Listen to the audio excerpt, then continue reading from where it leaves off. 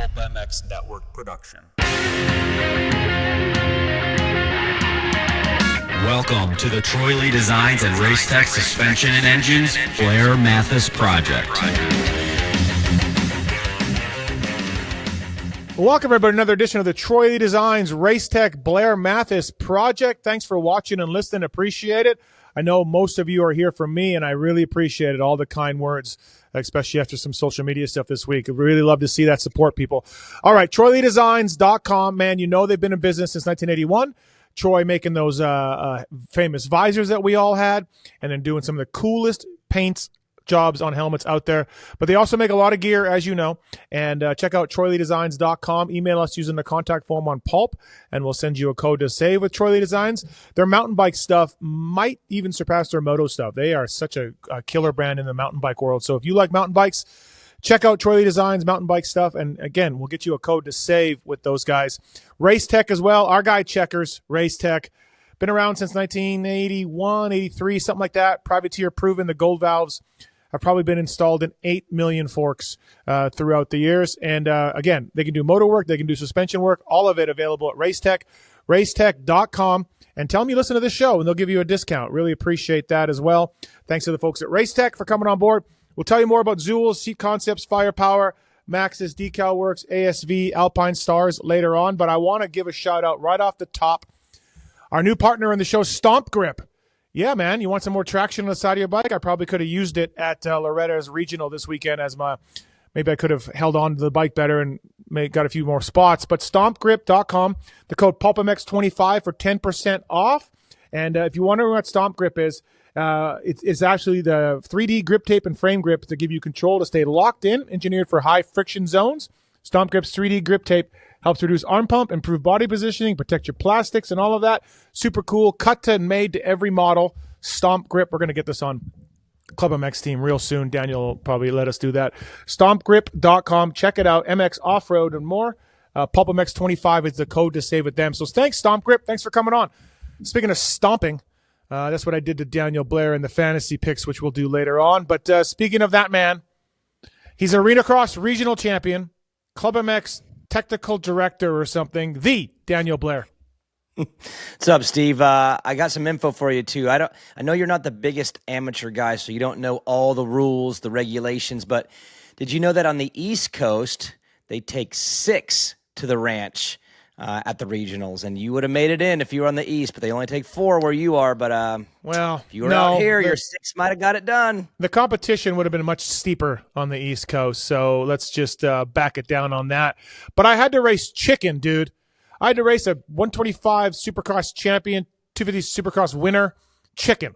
So he was going to take one spot no matter what happened. But hey, barely, whatever. Though. Barely. Yeah. He barely showed up. I heard Yeah. that. I thought that's a pretty funny story. So. Yeah, typical chicken, right? All right, lots to get into. And I thought I thought it was funny. I don't know who it was that said, but could you imagine that there's a chance that 20 years ago or 40, how many years ago was that you would be sitting on the gate with a chance to get into Loretta Lynn's by beating Jeff Chicken? I know, right? It would have made for such a good show. Chicken not showing God. and me getting in because of that. That would have been fantastic. Yeah. Almost. No, it was good. Listen, I said this on my show. I felt like I rode really well. The 6.6 on paper is better than it was at the track. Like the top 4 were kind of gone. 5th place was right in front of me. So 6.6 looks closer than what it really was at Paula. And Kellen, the fraud, our producer, he was supposed to come out to Paula, Daniel. Said it multiple times. No show. No go. Well, Kellen? You both ditched Hangtown. You both ditched the heat. Would you like to explain yourself, Kellen, to not support me?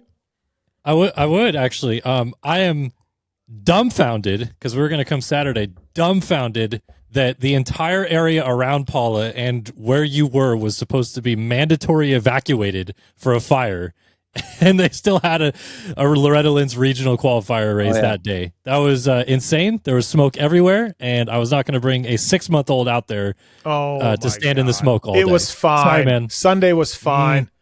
I couldn't come Sunday. I was going to go Saturday. Oh, okay. Well, Saturday was a little smoky. RV said he got the text about evacuating the pits and just went back to bed. Yeah, there's no way they're stopping that thing, Steve. That was a regional. They're running. They are going for it. So yeah, it was a good time. Daniel, yeah, like you said, you were actually at Hangtown, your first outdoor national since when? Oh, I mean, I've been at a couple. You know what's funny is I've actually been to a couple combines over the last few years, but I would actually always leave that night and go home for the national. I'd skip the national completely. You told me, I think at Redbud, you're like, hey, bro, don't say anything, but I'm going home tomorrow morning. Yeah, that was every time. I'd go to the combine Ironman 2. I'd get out of there. No national for me. I actually like watching the nationals on TV. It's the better way to see them for me, just because of just for viewing. And but I hadn't been to an actual national in I don't know how long. And for this one was unique. I was actually in the truck in the infield. I had a headset on. I was like full blown pro national guy, and I've never ever done that before. I've never been part of a team. During the summer, I rode for Geico in 2009, but that was a 6-week stint indoors. But this was my first pro national as part of an actual pro team. And yeah, I mean, me, outdoor guy, and I took it in. I sweated so. I mean, dude, it was so bad. I can't even believe it. And probably wore me out. I'll probably go another 10 years before I go to another one. How was the foot? How was the foot? Oh, the feet. It was the both feet, this time. Usually one goes out before the other, but I was done with both before the first motos were over. But no, it was cool. I actually really enjoyed it. Hangtown, I got to give a shout out to the Hangtown NorCal fans. It was so brutally hot, but from the minute I arrived, the line was a mile long. They poured in the mountain, or not the mountain, the hills, absolutely full, and they toughed it out. But that's a loyal moto fan base in NorCal, and they suffered through it, man, and so did I, and so did all the riders, and it was actually a really fun day, but tougher than Supercross, I have to say. It's a lot tougher day than a Supercross. Listen, I've said this before publicly. When I'm done in the industry, you won't find me at an outdoor national. Like, I will not go to a national, stand in that heat, nowhere great to watch, just as a fan. Like, it's hard work, man. So if you go to these things, I applaud you, because I've been doing this since 96. There's a mechanic or a media guy, and they are not easy, man. So if you go, I applaud that for sure. So, all right, Daniel, just take us through it. Like, some funny interactions you had, some cool people you met, working with the team, all of that. We'll get to some riders' results from Club MX in a bit, but just you yourself, just walking around the pits and all of that.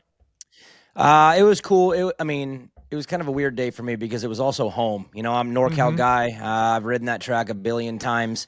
And so I got to see a lot of people that I haven't seen in a long time. I moved to South Carolina 3 years ago, and I've gone home a few times, but I'll sneak in a trip to the family. I don't get to see a lot of my friends. So I saw a lot of people that I've known forever that I just haven't seen in forever. So it was a really busy day for me that way. As far as the team stuff goes, again, it was awesome just to watch our team operate. And, we'll get into the riders, but shout out to our crew and all the mechanics for every team. What a brutal day for the mechanics and the truck drivers and everybody on that side. But I also took in a lot of social time while I was there, just visiting with kids that I used to coach back in NorCal, friends from Lodi that I haven't seen in probably more like 10 years. So it was more of a social event for me mixed with team responsibilities. Brandon Haas didn't go, so I assumed some of his duties on the day, but I really did have a lot of fun, and I did grow some serious respect for just everyone in the industry they did 17 Supercross, and now we're right into this, and then that day, and they were all, attitudes were pretty good. I got to be honest. The attitudes were good for how brutal it was that day, and so mad respect, but for me, man, a lot of social stuff. All right. Maximus Volan, Cody Schock, both Club MX riders. I would put their performances, Kellen, cover your ears, just okay. Fedorov, not so great. What about you? What do you think? I'll start with Cody really quick. Cody got 12th overall, but he lived in the top 10 most of the day. And I actually looked it up. There's 10 guys that the entire top 10 this week they're all champions. They've all won either Supercross or Motocross championships, or Prado's won the world stuff. So the top 10 is pretty stacked in 450s, and he was in the middle of all that, battling with Anderson and Prado and even Eli at one point, and Malcolm and that whole group of riders. So Cody actually rode better than the results say. Max, for being his hometown race, probably not what you'd want at the hometown race, but he's still getting used to motocross again. He missed all last summer, so there's no real all-in push yet. He's really just trying to get comfortable. So nothing to stress there yet. We'll give him another couple weeks before he gets to, I think, his best. And then I don't know what you're talking about, Fedorov. That you're part of this, like, you're like pushing the idea that there's an overhype there. There is no overhype there, dude. It's all underhype with him. Kellen, there's a Kellen, lot of, please step in here. Please step in, Kellen. Practice track overhype, and that's real. If you were here and saw it, you'd be like, oh my God. But at the races, there's no race hype around him, and he got 15th Moto2. He passed Masterpool, Mosman, and Ryder D with 2 laps to go, and that's pretty good for an 18-year-old rookie who's never even been to California. So I think he did awesome. You're the one, you're overhyping. You're not even overhyping. You're saying there's overhype, and there is none. It's underhype. Kellen? No, I think that I'm with DV here. I think you're losing it a little bit with this reaction that you keep having because, yeah, they're excited about how fast he's going, but at no point were they like, this dude's going to top 5 every moto. No. Like, I didn't say that. I didn't say that. Top 5 every moto. But again, as DV said, 15th place is really good. Okay. He improved at Paula. Like, it's fine. It's fine. And I think, did I not just say he did okay? What did I say? I think it was a little bit not impressive. Okay. I thought what happened to the 39th? Oh, he crashed the first moto. Okay, twice no, in the first lap, I don't know. I wasn't there, so I didn't know what happened. Yeah, and then and I went back to the truck. I was like, "You okay?" And he said, "Where'd all the traction go?" Because the dirt changed a lot before Moto 1, and he spun out a couple times. And but yeah, Moto 2, he was gate pick 39 and charged his way into the top 20, sat there the whole moto, and then he sat behind Faulkner like the entire moto, and then got those 3 at the very end. And so yeah, really good. And then Steve, I just want to just show some clarity so it's all known out there. The goals for him is 22 motos. Just be in the motos and learn. This is the pre to his rookie year. We're just trying to get him some experience. That's it. And he's got 10 points now. It's good. It's very good. I want you to be on board with that. So okay, I'm on board with it. Great job. Okay. Yep. Thank you. That's it. It was a good day overall. Solid. Okay. All right. We hyped up Cody Schock today in the PulpMX Fantasy Pod also. I think he's going to do really well this weekend. Lakewood's a good track for him in the past, so he's a good starter, all of that. So I think Cody Schock will do pretty well this weekend. And, again, he's just the first non-factory guy in the 450 class for the most part. So good job for Cody, for sure. Jet and Deegs won, and not much to say. We talked last week about which guy would win the more overalls. They both look like the total package right now. And going into Lakewood, I mean, it's going to be Eli Tomac and Jet Lawrence again, or can somebody else take a moto? Like Hunter won last year, but can someone take a moto? I mean, the answer, I think, is yes, if the circumstances are right. And again, Hangtown proves to be a weird one for Jet a little bit. This wasn't bad, but Moto 1, he was kind of normal looking. I mean, he did not look great on screen. He looked a little terrified, to be honest. I think he had a couple scares. And AP, honestly, rips there. I mean, you got to remember Sexton last year took that one from AP late. So that is a good track for him. And take Eli out of this thing, and AP got one on him too. So can Justin Cooper's pretty good there. Hunter's good there too. I think it's possible, but I do think Jet's better here. Even last year, remember, he was banged up here last year after the Hangtown crash, and he still found a way to win it when he was not right. So even for me, I'm a big Eli guy. I think Eli's going to give him some fits this year, but I almost don't feel like this is going to be the one for him. He's weirdly not as good here. And I think the track's going to be a little weird because it's been raining a lot this week, so it's going to be kind of soft, rutty, probably long, slow ruts, and Jet is really good at that. So I actually see this one being more of a Jet kind of has it easy for himself this week, and this isn't the one where I think they're going to get him. And then as far as Deegan goes, man, I don't even know what to say. He's playing with his food, dude. It's like it's so easy for him, and if he gets a good start, it's like when he was third in the second moto at Hangtown, I was like, oh man. I mean, there's nothing, but I don't know. He looks to be pretty unstoppable, so I still think there's a good chance they both go 11-0. Again, I don't know if the 22-0 happens for Deegan. He's toying with that look, but 11-0 for both, man. Sounds good to me, and I don't really see a challenge for either at Lakewood.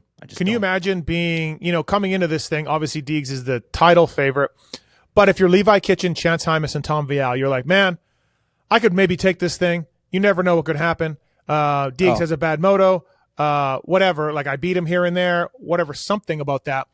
And they've all DNF'd a moto. They're 45 and 55 points down, 4 motos in. And yeah, after 2 races, these are the guys that are like, I can challenge Deegan for this title. So that's a shock to the system.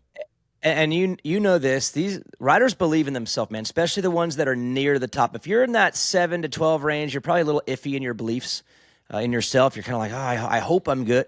But if you're a top 5 guy, if you're Chance and you're Tom and you're, who's the other one, Levi, you know that on Thursday, Friday before Paula, you've got the belief inside, like, okay, I'm ready. Like, I'm going to give it to D, and I'm going to be his biggest challenger. And you're right, like, what, 10 days later, 14 days later, it's like, so I'm almost 50 or 50-something points down already, and it's got to be a little demoralizing, but there's kind of a cool look here if you think about it. Deegan, we know, is going up next year. We don't know if it'll be indoor or outdoor. It's probably going to be outdoor. I bet he defends Supercross. But in all reality, we're starting to look at the battle for who's going to take his place when he's gone, and he's going to dominate most of this year, but if you're Shimoda and you're Kitchen and Jaimes Vial, you're kind of setting yourself up to be the guy next year. And essentially, it's a battle for second from here on out. And Kitchen, he rebounded. He got the memo. He was better. Jaimes had some issues. Tom obviously had some issues too. But I'm kind of watching that battle for second as who is going to be the favorite in 250 racing next year. And if you take Deegan out of it, it's a pretty good class. So that's where I'm kind of my interest is lied in the 250 class. Can anyone sneak a moto on him? Or if not, who is the second best guy out of all of them when this thing's over? Because that's probably your favorite next year when Hayden's gone. But those favorites, you said, they're out. No shot. It's over after 2. Also in the news this week, pour one out for J Mart. All those words, all those podcasts, all that talk. Love J Mart, but yep, he's going to just do Spring Creek and then call it a day. But didn't quite work out. It's Daniel. It's tougher to race pro motocross than coming back than maybe we thought with 8 days on the bike. Yeah, and it's the class too. I was thinking about that. When Dungy came back, we were all kind of wondering how he would do, and I thought he did okay. Like, obviously, he didn't maybe get what he wanted. I think he wanted more than that, but he was pretty good because the 450 class, I think you can rely on your history, your fitness, your racecraft, and those guys seem to be a little bit more hierarchy. It settles in, and he kind of settled in. 250 class is a war zone in the top 20. It really is. And if you don't get a start and you're not up in that lead group, like, you're battling for 18th, and that's just the reality. So for Jamer, I think the challenge in the 250 class is actually harder, even though he's a 2-time champ, he's older. You're thinking these are a bunch of kids out there, but that's the problem. It's a bunch of wild kids out there, and like, they go for it so hard, and he just kind of got absorbed in that. But here's the funny part, Steve, is that this is going to happen. He's going to do Millvale. It's going to be his last one. It's going to be the goodbye race at his home one, and then he's going to crush that one. And that's going to spark, oh, man, should I Nicoletti this? Should I come back? You know what I mean? Like, it's done. It's done. These riders, I'm telling you, if he does good there will be that little seed that goes, what? I just woulda. So I just hope he has a solid 10-10 day and he waves and it's over and he doesn't like pull a miracle and spark interest for 26, because I know how dirt bike riders are. When they do good, they believe there's more. Always. No, you're right. Hey, thanks to Zool's Bags, zoolsbagco.com. Great company, great bags. Whether you going motoing, whether you're taking the kids to some sporting event, like what seems like Kellen, if you go to the beach like Kellen with his kids, I saw that. I don't know what's going on, but you can take a Zool's bag. Pulp 25 code to save with zoolsbagco.com, official sponsor of Triumph and Phoenix, and Pastrana, Kennard, Zacho, the beta team. zoolsbagco.com. Check it out. And Seat Concepts as well, Pulp 25. Ride the world with them. They got their proprietary foam formulation on each and every seat. They got handcrafted seat shapes. They got Race 2.0 Comfort Series. If you're a dual sport guy, if you're a moto guy, all things seats or Seat Concepts. And again, Phoenix Racing, Beta, Ampro, Yamaha, SLR, Honda using Seat Concepts. So thank you to those guys. Appreciate that. Use those codes and save. We appreciate that. Daniel, don't you have some dumb overreaction show or underreaction or what we got something? I used to. Okay, you used to have a show. Well, it's our turn now. It's our turn to bring that into this thing with overreaction after 4 motos to overachievers and underachievers. So this is 4 motos in, and this may not hold true. So don't blast DB out in the comments on this if it doesn't, because this is 4 motos in. But overachiever, Daniel, at 450 class.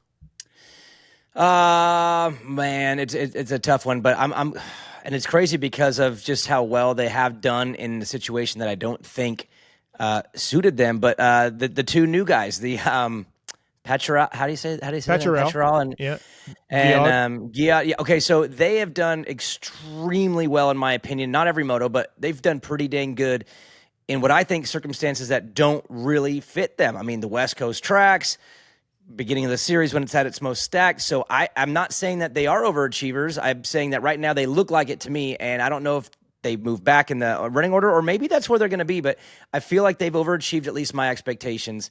It would be those two, and then also RJ Hampshire, again, overachieving my expectations. So I don't know if he's necessarily overachieving where he's going to be, but dude, I did not expect him to be that good. And when I say good, just the way it looks, like he legitimately is a really, really, really good 450 rider with no prep. And I think his wrist is still not great. I don't think he's sitting out there loving life. So those would be the three for me where I'm like, dang, they have way overachieved my expectations in the first 2 rounds. Yeah, I'll go RJ. That was my pick as well. I wouldn't go the 2 MXGP guys. I think they're doing exactly kind of what I thought they would. But I'll go RJ for sure. He's the 6th place guy right now, 6'7". He's ahead of Coop. He's ahead of Prado. Didn't have that on my bingo card. He's dominated his teammate Malcolm. So I'll go RJ Hampshire too. What does the fraud say? Fraud overachiever 450s? What are you thinking? I would also lean RJ, but I honestly do kind of want to say like Jet and Eli are a little bit overdoing what I expected. I knew they would be good, but I just didn't expect them to be that good that fast. So I think that they still deserve a little bit of a nod, but definitely RJ's, coming off of the wrist surgery and looking as good as he is late in the motos is insane. Underachiever. Prado, I kind of thought he would be a 5th place guy. I did think 4, 5, 6. Now, obviously, he's only got the 1/5 through 4 motos. It was the second moto at Hangtown. So I'd probably go Prado. I would too, except for I came in with this, I would say, very realistic expectations that it wasn't going to be super special year one. If you just take into consideration all the things we've already said, I don't need to say them all again, but I thought it would be a slow start. And I guess for me, I'm with you on the gap. Like he's pretty far back on the clock from where I would have expected. I would have expected some faster qualifying, some good starts. I know we're going to get into the bike at some point in the show, but I'm with you on that. For me, though, it is Malcolm Stewart is actually kind of my underachiever, and it's for 2 reasons. And maybe he's already got his deal for next year done, but from what we understood before is that it wasn't all the way done yet. It was kind of up in the air. And I would have thought this would have been a little bit better of a summer than last year. I know last year he was just rebuilding the foundation. That was kind of by design. But I thought with this year's Supercross season, we might have seen a more spunky, upfront version of Malcolm outdoors than we did last year. And it's looking a lot like last year's, actually. And I think he's even maybe 12th in points right now. So I'll go with you on Jorge a little bit, but I kind of expected that. But Malcolm Stewart, to me, I kind of had a feeling he would be a little bit better than that. And he's been just kind of out there so far. Can we go Sexton? Banged up? Yeah, I don't. There's maybe other words we could use for that one. Maybe I don't know. I don't even know what to say on that. It's Blair is speechless. I am speechless. I don't understand it because here's why.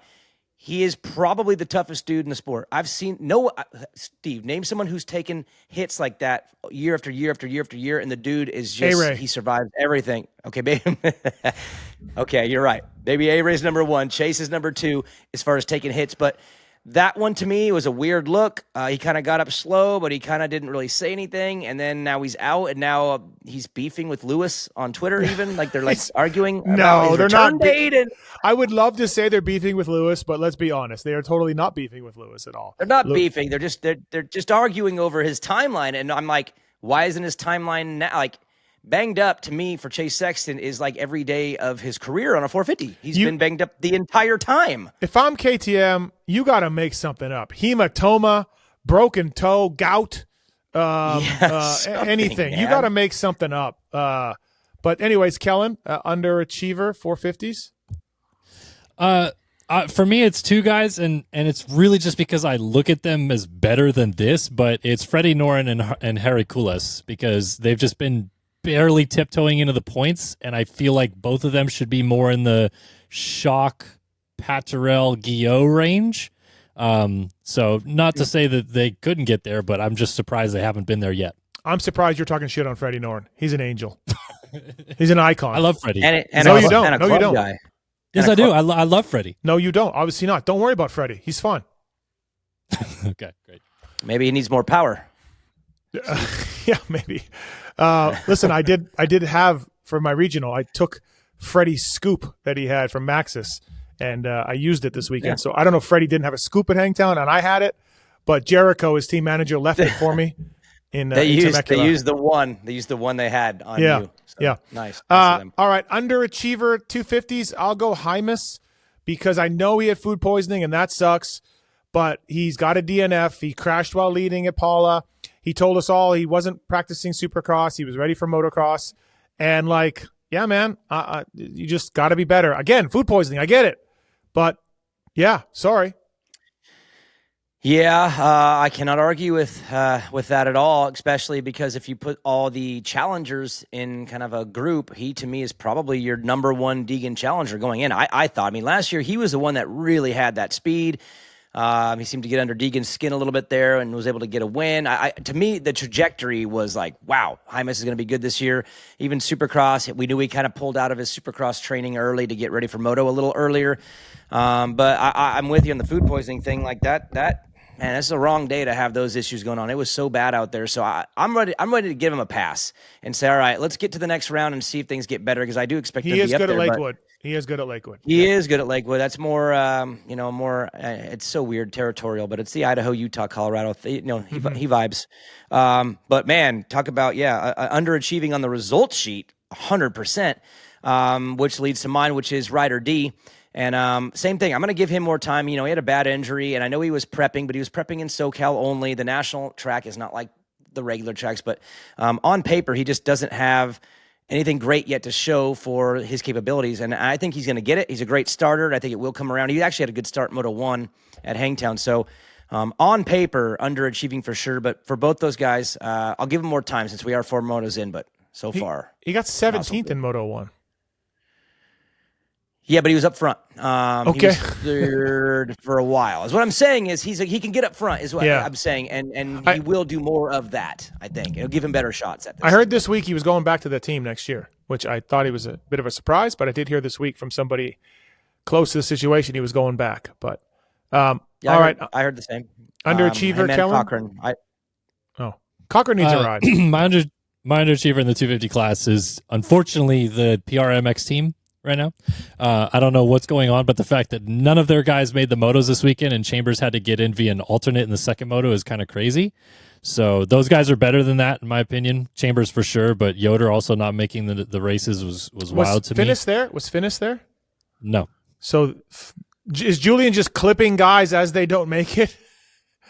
I don't know, okay. But yeah, like I when I saw the result sheet for the Consi, which, I mean, to be honest, the 250 Consis, the first 2 rounds have been kind of stacked. Bad.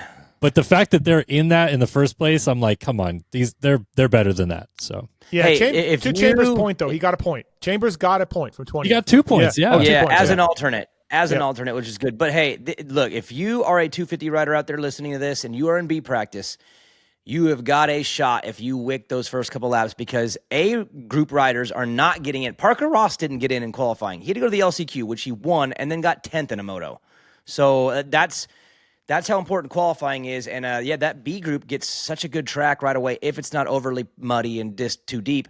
And that was the case at Hangtown. The B group was ripping, and a bunch of the A guys, Fetterstoff also had to go to the LCQ. Chambers was in there, a couple other really fast ones too. Crockett Myers, there's a bunch. And so you'd be fast if you're in that B250 qualifier. Get on it. You got a shot for sure. But Finnis was at the first one, but I don't think he was at the second, Steve. All right. Overachiever 250s, DB? I would say Marchbanks for me a little bit, and not that I don't think he's a good outdoor rider and that he would do good, but he is the number 1 PC Cowie guy out there in points. I think he's 4th in the championship right now. His starts have been surprisingly a little bit better than I thought they would be going to be. They're not going to be great ever. They're never going to be great, but they've been better. And he's up front, man. He is an up front guy in that class right now, and I would have not put him as the lead PC Cowie guy. I would have had Kitchen. Obviously, he had an issue. I would have put Hammaker. I would have put Masterpole. But no, it's Garrett Marchbanks who is the number 1 PC Cowie 250 guy up there and looking good when he does it. So Hammaker's out this weekend too, by the way, from his second moto crash. So bummer for Seth. Yeah, he's banged up. I was Steve. I was in the infield. I know he rode by me in the mule, and that's what when you're living infield life, you get to see those things. So I will go Mosman because Mosman was 4th in the second moto until he went down late. Yes, and that would have been like a 7-8, 5-4 for Mosman through 4 motos. I guarantee you, over at Star, he's like the runt of the litter. He's probably getting thrown over like leftovers. Like after Deegs eats, they scrape off Deegs' plate and gives it to Mosman. He is probably not being treated as good as some of the superstars around him. And good job, Michael Mosman. Good job, man. Yeah, I'll go Michael Mosman. Hey, he was going to get 4th overall if he stayed where he was. And you're right. I mean, that team is beat up right now, too. No Pierce Brown, no Cole Davies, no Max Anstey. Thrasher's out there. He's had a rough start. Daniel goes, Thrasher's out there. He's out there. J Mart's been out there. And then, there's Mosman as the clear second best guy for that team. And I don't know if you're hearing what I'm hearing, Steve, but I don't hear he's going to be back there next year. And he got 5th at the showdown. He is so underrated in such a unique, weird way because he's Mosman and we all kind of giggle and laugh. But at the same time, he is the second best Star 250 guy. Yeah. And from what I've heard, I don't think he's going back there, which is crazy. Oh, which brings up another point, though. With J Mart out, Cade Manier is in this weekend. I don't know if you saw that, but Manier is in to race his first Pro National because he won the Hangtown Combine last weekend with the 1-1. So Star has a out with the old, in with the new thing going on this weekend. Yeah, I want to touch on that in a little bit. Keller, overachiever? Keller? I'm going to step on my own toes here a little bit because even though he was my hot take, I would not have put even like $5 on Joe Shimoda going 2-2-2-2 to start the season. So I know that he's capable of that. I don't know that I believed it fully he would be this good to start off. So for me, I think he's overachieving. Yeah, your hot take that you don't really believe in is looking really good. Seems to be pretty good. Yeah. No, I'll go with all that. Yeah, absolutely. Oh, let's talk a little bit about Star for a second. Because Daniel, you've been on the inside of these teams a little bit, either at Orange Brigade or now with club guys. And yes, Manier is racing this weekend. I hate this rule. It's stupid. I still hate it because we already give them a combine and now we give them 43 points or something or whatever until they can't race amateurs. It's ridiculous. So either be a pro or be an amateur. Anyways, back to my rant. So I, being plugged into the amateur motocross scene now with that regional, I heard that Star is signing Landon Gordon as well. Now, how are they doing this, Daniel? What is going on? Can you imagine their parts budget? The mechanics must be running around like chickens with their head cut off. It must be like whack-a-mole every single day there because with new problems coming up and new riders and issues and everything else, now they got Landon Gordon coming over there, I guess. What the hell is going on? I'll just start with this. To Ryan Holiday, now you know how it feels. I mean, that's Caden Dudley and Landon Gordon, 2 Team Green kids now. Bobby's locked in on the green team. But anyways, no, I knew that one was going to happen because of the Will Hahn relationship, and I'd heard about this back during Supercross that this was probably going to happen, and I guess maybe now it's more official. But I don't know how they do it. I know, again, from the club side, I can tell you is that when it comes to any of these types of decisions, again, we're not budgeted the same as they are, but everything is very accounted for as far as the resources and the bikes and the parts. That's what I was on teams too. Yes, I know. It does seem kind of like Monday morning, someone comes in and says, hey, there's a new kid in class and you're working with them and you order them some new graphics. And I'm sure the graphic company is probably just printed them out 1 through 99 graphics and they're just all on a stack. And it's whoever comes in, throw a set on. I don't know, but here's what I don't know the math. And here's where the math gets weird if you want to be detailed with this. Right now they have Manier, Dudney, and Carson Wood as their amateurs. Manier is now toying into the pro world, but he's also going back to race Loretta's. Gordon will finish out his Kawasaki contract. Then he goes in, and from what I understand, is maybe going back into amateurs again, which would be his 3rd year racing futures. He already won 2 futures rounds this year, and I guess he would be going back to that because I don't think he's going pro. So they're log jamming all over the pro and the amateur side, and I don't really know the method. I don't understand it all the way, other than one's in, one's out, and then you got Mosman up there about to get a top 5, and apparently he's out the door. So Steve, I don't understand it one bit. We both know Will Hahn. Maybe we should call him and just ask him to explain so we can understand it. I don't know. I don't get it. By the way, Log Jam is a Jackie Treehorn production too. A great movie. I would be like, to me, and I don't know anything about money here as far as what they're getting, but I would think would Landon Gordon be the number one Team Green kid right now? Yes. I mean, kind of, right? Absolutely, yes. So, like, if I'm his parents and him, you're getting good money from Team Green, you got a good deal, everything's working out. Let's go to Lord of the Flies at Star Racing, where if you don't cut it, you're clipped. You're going to race 4 other hot amateurs. You got all these pros lined up. I don't know, man. Yes. I mean, look, again, I'm from the outside. I don't have all the details, but from the outside, I'm being like, no, man, I'm in a good spot here. Well, but then again, is he in a good spot? Because does he come around another year as an amateur when the kid is 18? He'll be 19 next year. PC's not taking him. Just like the Dudney thing is confusing because he was so young. But, Davies didn't have anywhere to go. He hit a logjam with us. Back to the word logjam. Munir, same thing. Munir comes over and wins the Ironman First Moto Combine last year for KTM. Nowhere to go.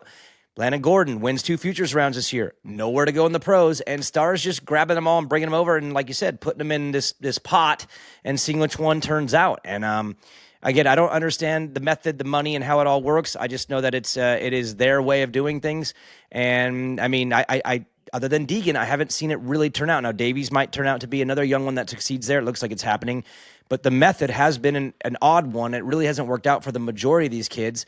But if you're a family and you're trying to go pro and you're getting a shot and that team calls and says, we'll give you your shot, I guess you gamble and you go for it. I don't know what else they're supposed to do. There is those issues with getting Team Green kids onto Mitch Payton's team, because ultimately it's Payton's team. He's got to believe in you. He's got to be the one to pick you. There's been frustration on both sides. Payton has had some guys forced on him that he didn't like, and then Team Green has had Mitch not pick up guys that they wanted. So there is some of that, and maybe the Star deal is like, look, Landon, you have a guaranteed pro deal for 1-2 years, whatever. Yeah, I don't know. Maybe it is, but I doubt. I mean, I would love that for him, but I don't think that's how it works. None of those guys get guarantees over there. They all get. I mean, even Davies' deal when he left us was not guaranteed pro. He had to earn it, and I don't even think he actually earned it as far as what the contract said, but he was just so damn good. They were like, yeah, screw it. But it is not guaranteed for any of those kids. They have to earn their way into it, but they have to earn it against each other. Like you said, if Gordon goes over there and say Munir doesn't go pro all the way and comes back to Futures next year, you're going to have 4 of them all fighting for what? 1 spot or no spots? Because their pro team has 6. So I don't know, man.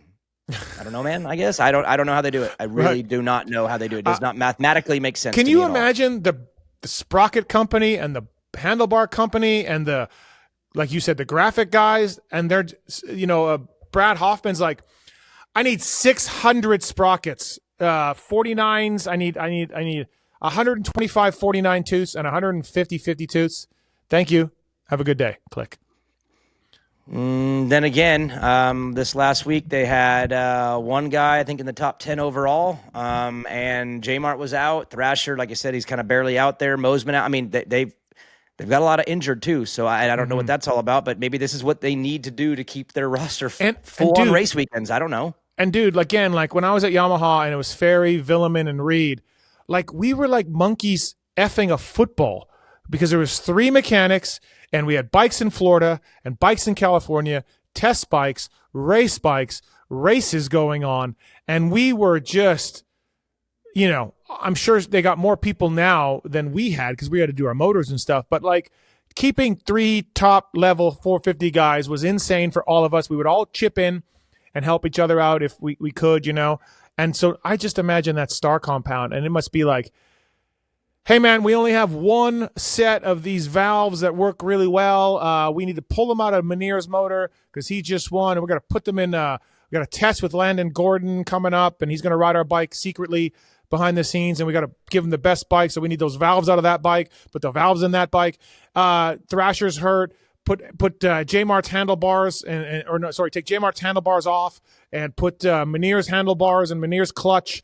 And he doesn't like a recluse.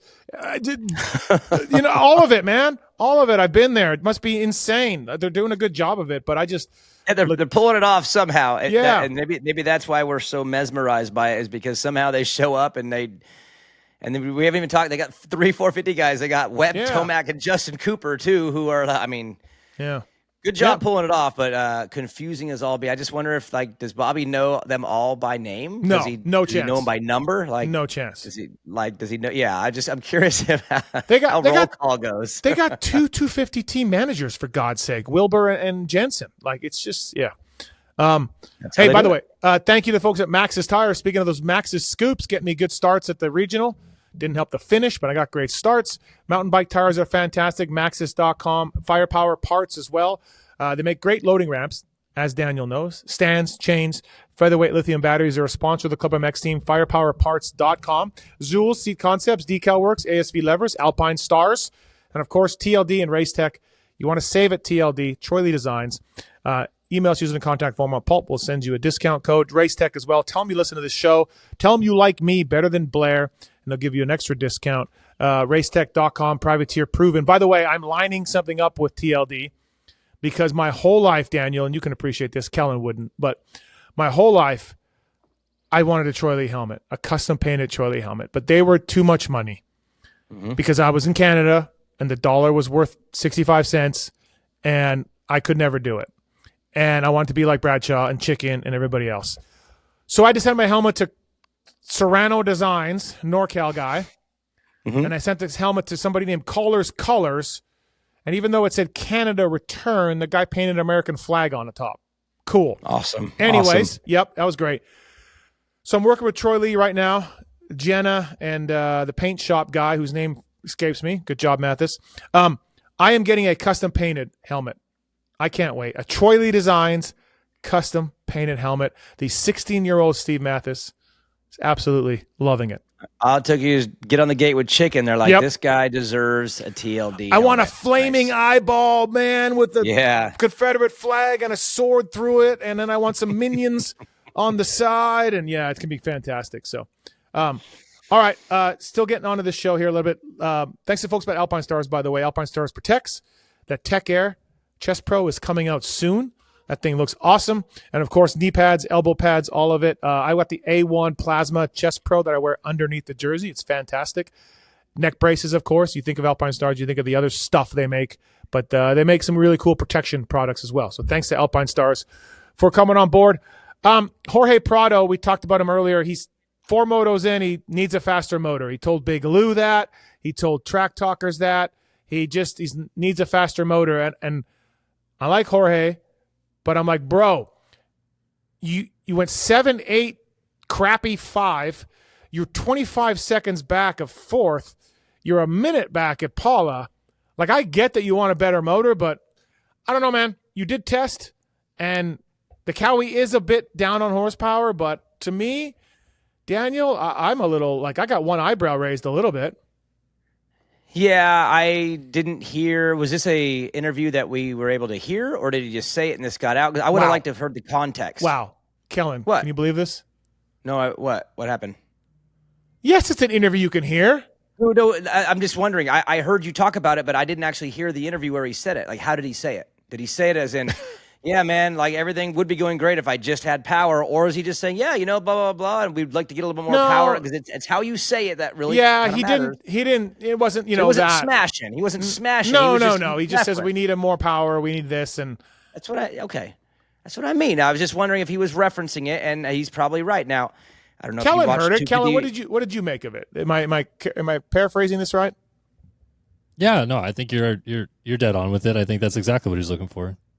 But how did he say it though? Did he say it but how did he say it, Kellen? I don't know. Like, is he like these SOBs won't give me power, or is it like, yeah, we're working on things, you know, we need to get a little more power out of the bike, and like, how did he say it? Because it matters, man. He did not say the SOBs. He did not say the SOBs. Did he call them SOBs? Okay. I mean, you're asking me to interpret how someone that doesn't like this isn't even his native language to. I don't know. Like, I think he was just simply saying that that's something that they're working on, but maybe he was pissed off. I don't know. Yeah, you never know. Delivery matters, but maybe he needs to watch 250 Moto 2 and send the engine to Twisted, man. Do you see Kobush's start Moto 2? Yeah. On that privateer Honda. So you know, the funny thing is, though, is the starts is really baffling to me because he's always an incredible starter.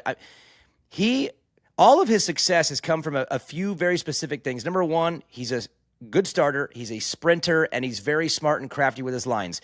If you're not getting good starts and you're in the battle and you can't really use the lines you want and you're having to be more offense than defense, I mean, it'll throw you completely out of your game. So for him, if this is more start related, that he needs to be up front more and he's not getting the power delivery.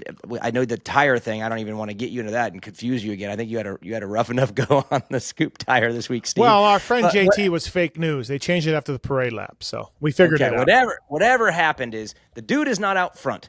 And when he's not out front, he's not living in his normal situation where he could do things more his way. And so maybe power is the issue. Maybe he's going like, dude, I can't get to the first corner because I'm not getting the power I need. And maybe he's softly, gently delivering that info. Where like RJ Hampshire, we've heard him in the past, man, he is brutally ruthless when he don't like his bike. And then they act and they give him what he wants. And then he won a championship from being pretty mouthy about his motorcycle a couple years ago. So I'm just curious about the delivery. And I guess I'm not saying I'm against what he's saying, because if he can't get the start, is that the reason why? Is the bike not fast on the starts? And well, he'll be out at club. He'll be out at club. Yeah, he comes, I believe, in a week after High Point. I think he comes send us some videos, and if Fast Freddy's whole shotting the shit out of him, we got problems. Yeah, I know that Fast Phil Nicoletti hasn't had he wasn't super stoked on the power of his bike either. He whole shot in Canada. He whole shot in the first moto in Canada. All right. Well, then maybe they found power, or maybe Phil's just that good. But I know a month ago he was like this thing, but I mean, he had a big list of this thing. There's a lot of this thing going on with that thing. It was this, that, whatever. But anyways, no, I'll find out, Steve, when he gets out here about this power situation. But it completely makes sense from a guy who needs to be up front to do his thing. If he's not out front, power has a lot to do with it. So I guess I don't disagree with him. I would like to know how he said it, and I'll have to go back and listen. Tough blow for the fraud at Hangtown with Pacharel and Prado and Harrop and Vial and Guiard. I mean, tough blow for the fraud who is an MXGP lover. And so sorry, Kellen. High Point will be better, Kellen. High Point will be better. So. Yeah, I mean, what do you want me to say to that? Like, of course they were going to fry in the heat. They're all Euros, and the hottest day of the year for them is like they learned something brand new at Hangtown. Yeah, I when we saw Guillaume on Friday at Paula, and he's like, "Oh, it's a little hot here, and it's 72 degrees." I'm like, everyone's in it's a long day. Yeah, it's gonna be tough, buddy. By the way, again, thank you to TLD and Race Tech, and Decal Works and ASV as well is on board with us, and Daniel Blair is buddies with the ASV guys, and they've been supporters of the Orange Brigade and Daniel for a long time. Oh, yeah, ASV guys, love them. And a quick shout-out, too, since you are an amateur guy, Steve, but they have a really good amateur program. I don't know if you even know this, but like on Hook It, MX sponsor. Could I have got contingency for 6.6 with my ASV front brake lever? I don't believe that you're eligible for contingency, Steve. I think you're exempt from that. But they actually, again, they're super aggressive and active in the amateur world. And now that you're one of those guys, you should go to Hook It or MX sponsor and get some. But yeah, ASV is pumped to announce that they have joined forces with Fro Daddy, Jeff Emig, and ODI Grips to offer the Emig Pro Pack Plus. The package features an Emig branded ASV F4 lever kit with matching ODI Emig V2 Pro lock-on grips in exclusive colorways, starting with they got black, they got gold, and they got white. ASV products are tested and used by top AMA Pro racers. Check out the new Emig Pro Pack Plus at asvinventions.com. Use the code PulpaMex in all caps for 20% off. And then, Steve, I want a graphic report when we're done. But from beginners to seasoned vets, race teams, project builds, and magazine tests, DecalWorks' mission is to cater to those who love to ride, upholding the true definition of quality, service, and knowledge. Visit decalmx.com. Use the promo code PulpaMex25 to get 20% off your custom graphics. What was your number? My question for you, what was your number again? 762. 762. Is that's always been you? Was Kedrowski? Yeah, so I'm 762. I'm old as shit, and when I turned pro, when I left 80s. Were you born in 62? Yeah, exactly. When I left 80s and I went to big bikes, I kind of thought like, hey, I don't want to run a 2-digit number because I didn't earn it until I get to be pro. Even though I was in the C class and B class, C class in Canada, you have to go there. No matter, even if you're an 80 expert, if you're 80A, you go into the C class in Canada. You can't go to B. Doug DeHaan did. That was about the only guy that's ever did that, and he had a petition to do that. But anyways, so I went to the C class out of 80s, and then the B class, and I thought, I want to run a number. I want a 3-digit number because what did I? I didn't earn shit, right? And Kudrowski won the 89 title on a Honda, 762, and I had Hondas, and I thought 762 looked pretty cool. So that was my 3-digit number, and that's always been my number. So since then. I didn't know if that came from something else or that, but that was the only time I can remember seeing that number was him back then. I gave Kudrowski on the Pulp Show a whole speech about that, and he went, "Cool, man." yeah. He because it doesn't mean it. He didn't. It doesn't mean anything to him either. He just got it assigned to him. So it doesn't really mean anything to. By the way, I heard there was a thread on Vital about AP's handlebars, Renthal bars, and Parabinos told me to go into Vital and correct it, and I don't want to. I'm not going to. So I'm going to correct it on this show, on the Troy Lee Designs Race Tech Blair Matthes show. AP went to a crossbar bar, and he likes the looks of it. If you listen to the interview on Monday, he had no strength or reasoning to do this other than, brother, it looks good, man. It looks good, brother. So he went to the regular crossbar, the old school. Yeah. So he had the fat bar on, and I thought that he went to a fat bar with a floating crossbar, which means it doesn't do anything, but they just put it there. Yeah, it just sits there and looks kind of cool. They've done it for other riders in the past, and I assumed that was it. Well, my friend at Renthal, the one who bagged on me at the regional for my lack of speed, I thought that's what it was. It turns out it actually is a twin wall bar. So a bar within a bar. You know how a twin wall is, right? There's 2 bars. Yeah. But the crossbar is still not attached. It is just floating there. But I was still surprised that after riding with a fat bar for however long Aaron Plessinger did, that he would go to a twin wall bar, which is a bar within a bar. The flex characteristics are different. The strength is different.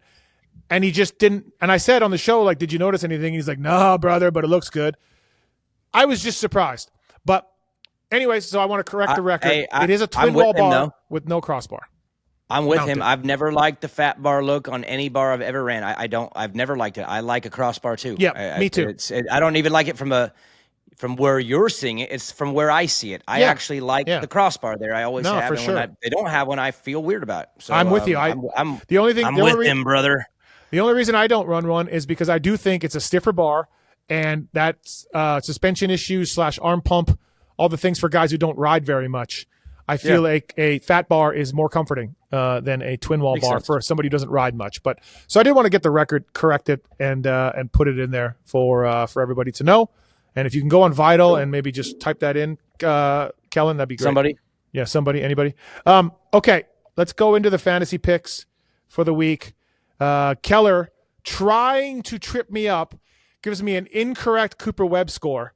I have to go in and tell him to fix it, which he does to his credit, but shady business going on.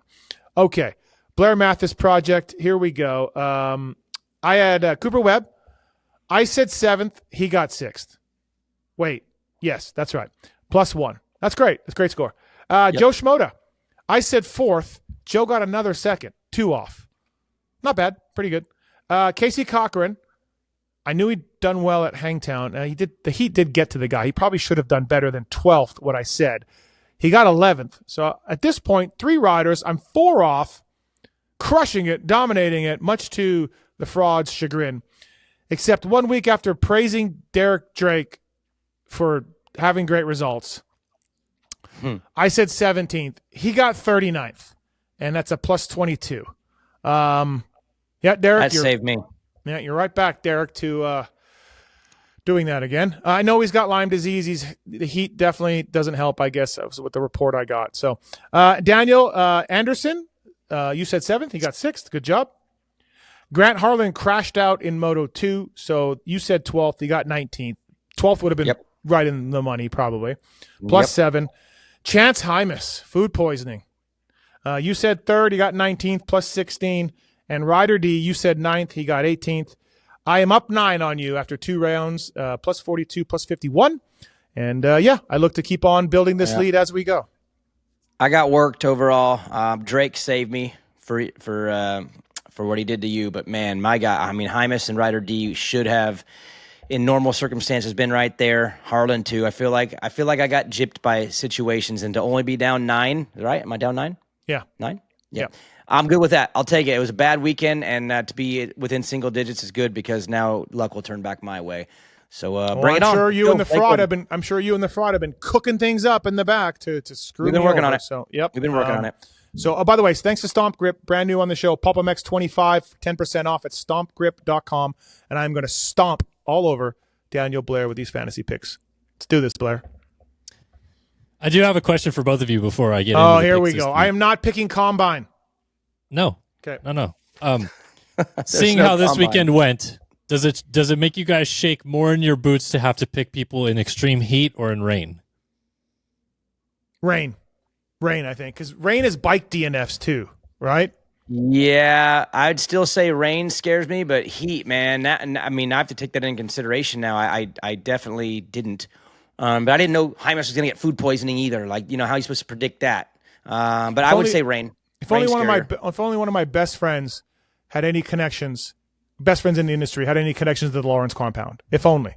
I hope you can get some answers soon from that, man. I hope I can get some too, Kellen. Absolutely. All right, let's do this. All right, Steve, over to you. Your 4 picks this week. Let's lead off with Hunter Lawrence. Won a moto there last year.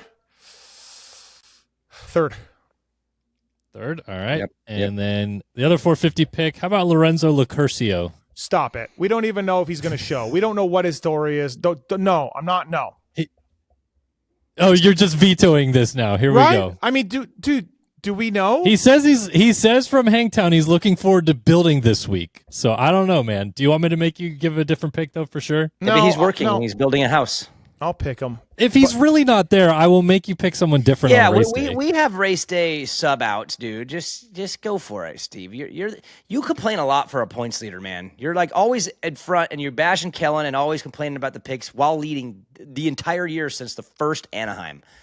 Take Locurcio, and we'll sub it out if he's not there. Daniel, I wouldn't be me if I didn't complain. That's true. wouldn't be That's me. true. That's 1,000% true. What? I can't even use the dumb website. I can't find Paula results. How did Lorenzo do at Paula? So he was 15th last he's week. good. He only got 3 points at the opener. Okay. All right. And the heat, he's from like way down there. I guarantee you that heat was nothing for him. I'm going to go 18th. All right, 18th for the Curcio. Wildcat Racing. Yep, there you go. Let's go to the 250 class now. How about Garrett Marchbanks? Bullshit pick too. He's gonna get bad starts. It's at elevation. He's 240 pounds. He's gonna work he's been riding really well, but unfortunately, Garrett will get 7th. All right, 7th for Garrett Marchbanks, and your last pick, Dylan Schwartz. Schwartz in that heat. That was as easy a PulpMX fantasy pick as it came. That dude is pretty good, man. He gets garbage starts. Lakewood is a very start-dependent track. Dylan Schwartz gets 17th. All right, 17th for Schwartz. Wow. All right, over to DB. How about Justin Cooper? Oh, my God, dude. J. Coop. Let's go 4. All right, 4th for J. Coop. And then to my underperformer of the year, Freddie Noren. You know, weirdly, before I got on, I had a feeling you were going to pick him. That's weird. 17th. Wow. 17th. Utter shitting on the icon that is Fred Noren. Okay. And then the other PC pick for you is Levi Kitchen. Let's go. I want to say 2, but to be safe, I'll go 3. 3rd for the Kitch. And last but not least, Parker Ross. Parker Ross, man. This dude kills the outdoors. Don't think he'll do as good as he's done the last two, though, because those were Cali tracks. Let's go. And he's from NorCal too, right?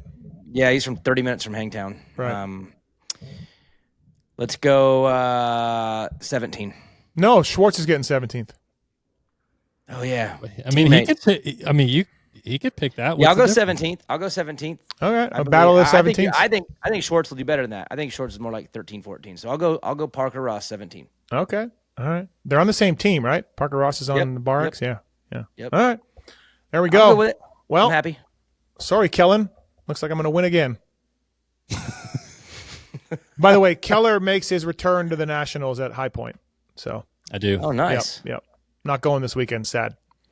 And I'll never go again, probably. I believe that was my last one. Really, I'm not kidding. There's good odds I never go again. Yeah, I'm sure, man. Like it's just not. They're brutal, man. Yeah, they're brutal, and I like them on TV, man. I really like the outdoors on TV. You don't get to see as many people, but I get to see the whole track, and I didn't get to see all of Hangtown. Hangtown's a decent one, but there's some tracks in the Nationals where you just don't get to see that much. There's nothing like it all. tearing down the goddamn tent at the end of the day at a National. That just I helped with that too. Oh and the god, chairs, dude. It's the worst. Tables. Yep. Yeah. Sucked. It's the worst. One and done. Yep. Welcome back to the Nationals, Daniel. See you in 2026. Yep. Again, TLD, Race Tech, Zool, Seat Concepts, Firepower, Maxxis, Stomp Grip, Decal Works, ASV Levers, Alpine Stars, all on board with us. Thanks to the fraud for his producing of the show and my shitty fantasy picks, Daniel's great fantasy picks. And yeah, Daniel, we'll do this again next week for High Point. Yep. And appreciate that. And yeah, thanks everybody for watching. Appreciate it.